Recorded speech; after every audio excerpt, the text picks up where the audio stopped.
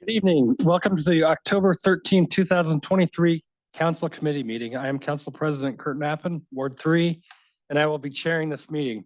I will do a roll call at this time. Sierra Whitted, Ward 1. Present. Tony Gillette, Ward 1. Present. Jeannie Murphy, Ward 2. Present. Mike Kimling, Ward 2. Present. Angela Steens is not available tonight, and Jacqueline Walters is absent as well. Lauren Birchfield, Ward 4. Laurel, present. I thought that's what I said. And you're looking very lonely on the left side of the dais tonight. Did I? I'm sorry. Next, I'd like to explain our procedures for public input. In an effort to enhance citizens' ability to present information to the governing body, anyone interested in addressing the governing body is strongly encouraged to register to speak by noon on the day of the meeting, but it is not required. Information has been posted online about how to sign up. By policy, comments are limited to 5 minutes. No person may speak more than once to any one agenda item. Only comments related to city business are permitted. Disruptive acts are not permitted as per policy statement number 7 and will not be tolerated. After you're finished speaking, please sign the form on the podium to ensure we have an accurate record of your name and address. Additionally, comments can be submitted to the entire governing body via email at governingbody@cityofshawnee.org.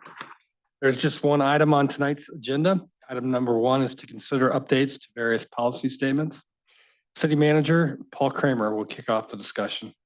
Thank you, Council President Knappen. Our Deputy City Manager, Colin Duffy, will be guiding us through the different policy statement revisions. And we do have staff here to answer any specific questions you have as we move through the different policies. So I'll turn it over to Colin. All right, good evening. Like Paul mentioned, we have 6 policy statements to review. These policy statements, this is part of our annual process to review them, make recommendations to you for implementation. As I mentioned, there's 6 to be updated tonight. So the process I'll take is I will run through each of these numerically. I'll stop at each one for comments if you have any, and then move on to the next one. They should be pretty quick going. So the first one, policy statement 12, this deals with our ball fields and sport field use. There's only minor revisions to this policy statement, just 2 that were in there. The first one is updating the ball size, or the field size, excuse me, for Garrett Park. This is due to the renovations. And then the other item is to update the reservation process that we have for residents for fall and winter. But that is the only changes recommended for this policy statement. Any questions there? All right, then Tony. Colin, can you just expand about what the changes about the reservation process? Yeah, so there are fewer teams, I believe, that are eligible or requesting to reserve these fields. So now it's a simpler process where I believe it's like on the Friday of a specific date that there's kind of a lottery process to select them. Same process, just a different. Yes. Yeah, much more streamlined. Thank you. Mm-hmm. All right, the next policy statement, this is 21. This deals with our IRB and property tax exemptions, as well as our tax abatement policy. What we're doing here is trying to give a little more teeth, I guess I would say, to this as it relates to excise tax abatements. Currently, as it's structured, is we abate those taxes prior to a project being completed. What we're recommending is switching that to be a rebate. So the award would occur after the project has been completed. This really puts the city in a better position to hold those projects accountable and the developers on those. Any questions for this? All right, seeing none, I will move forward. Policy statement 33, this deals with our acquisitions for right-of-way and easements for city projects. What we're doing here is adjusting the procedure to delegate the authority to enter in those agreements with city staff. So for instance, tonight you approved a project and a resolution for acquisition of easements. This would then just allow the staff members to enter in those rather than have to bring those back to you for approval. Note that is the only change for this policy statement. Okay, moving forward, only a few more to go. So of course we're in October, so we're talking cemetery administration.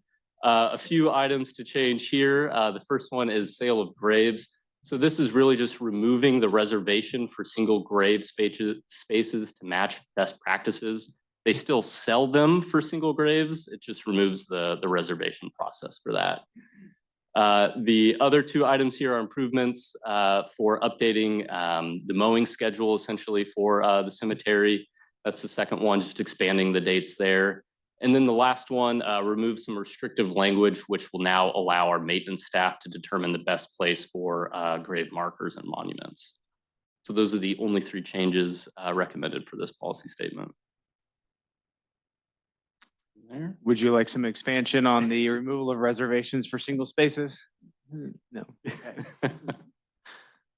All right. And then the fifth policy statement we're going to talk about is our comprehensive user fee schedule. This policy statement sets forward all of the fees that the city charges. This is, of course, reviewed annually just to ensure that we are reflecting true costs for providing those services. The general updates here, we have three of those before getting into a new fee proposal that we have. The first one, if you'll recall, in July, we adjusted some language as it pertains to copying fees for Quora requests. I'm just cleaning up some language there that I missed the first time to essentially call it at cost.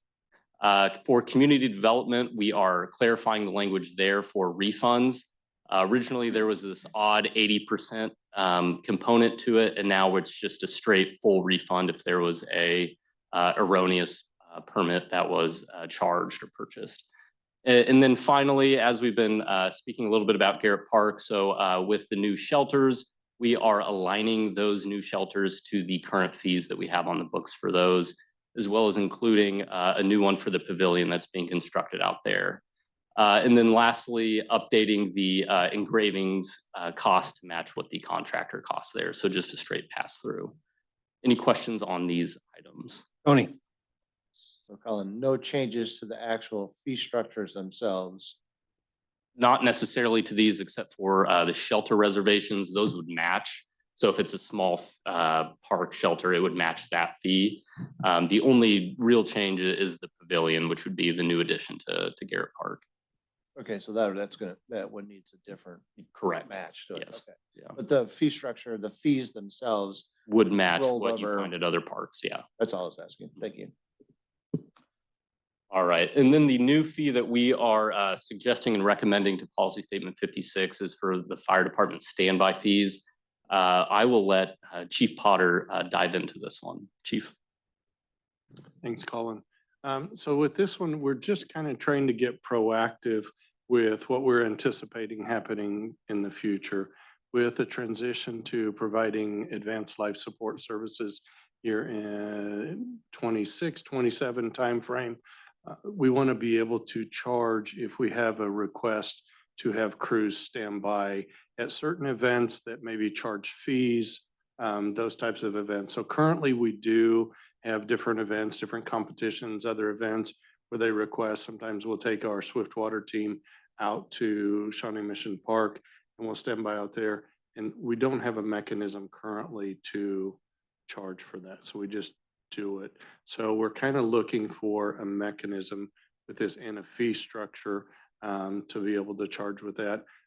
That example that I provided, there are times where we go MedAct and maybe Lennox are there with us, they're charging and we currently don't charge. So we're kind of looking at that.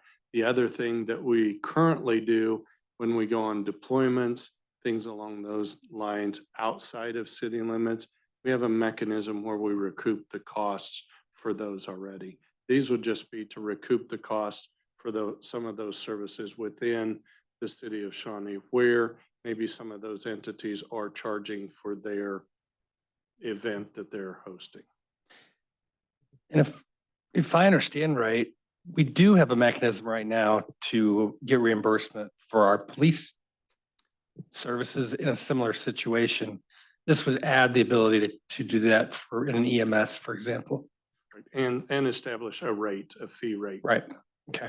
And I do want to clarify, I don't believe the city receives those funds. I believe it's a direct pay to the officers that are working that event. Okay. Tony. Thank you. That's a great transition because I wanted to know whether or not if we are going to charge then fees for, say, the local high schools, they're having a football game or something like that, or what's the process? Because MedAc's out there on a regular basis now, right?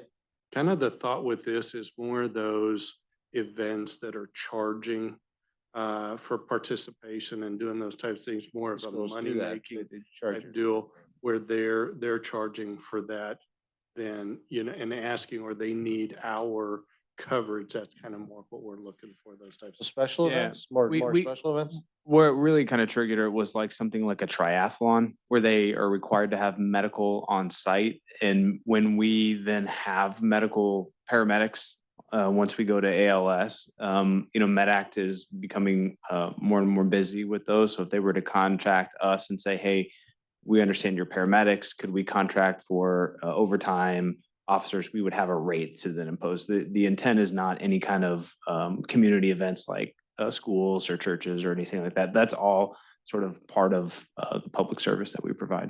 Okay, so then to build on that, if there's an event that the city is hosting, let's say we do the barbecue event. Or is that, No. they're gonna have to pay a fee for that? Or if we do a concert series or something like that? Right. If there was a at, Shawnee private Mission Park or concert something? that somebody decided to have a space or request, then we would, but not for no community events where the city was sponsor or it's another community organization like a school. Okay. Well, then what's the demarcation for charging the event if it's not a city event? Well, we have. I mean, different- they're gonna be using city parks and facilities, right? I'm just trying to understand where the difference would be. The entity would not be the city hosting that event. Okay. The entity that would be a private entity, maybe an organization that's using that and charging for participation. Like Paul mentioned, a triathlon or some of those, when they require, with the triathlon, they require the boats and they require those out there when they have swimmers in the water. So we're looking for those. We're not looking for community organizations that have that need. This would be more other organization, private organizations outside of that. All right, thanks for the explanation. Right, any other questions on policy statement 56?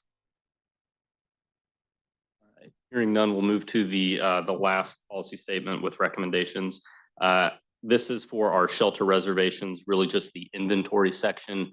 Again, as we've been talking about throughout this presentation with the renovations at Garrett Park, we need to make changes to our inventory list in this policy statement. So that's all that's doing, as well as updating a couple other parks and their specific amenities there.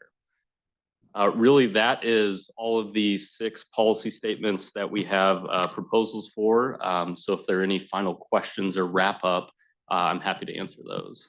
Thank you, Colin. So are there any council questions or comments to staff? Laurel? I'll just make one comment. I really like the change in the excise tax rebate. Anything that increases accountability for developers, I think is really good, and we're getting better in general at that, right, as a city. So thank you. Colin, did anyone sign up to make comments? No, sir, none pre-registered. Is there anybody else from the audience that would like to speak?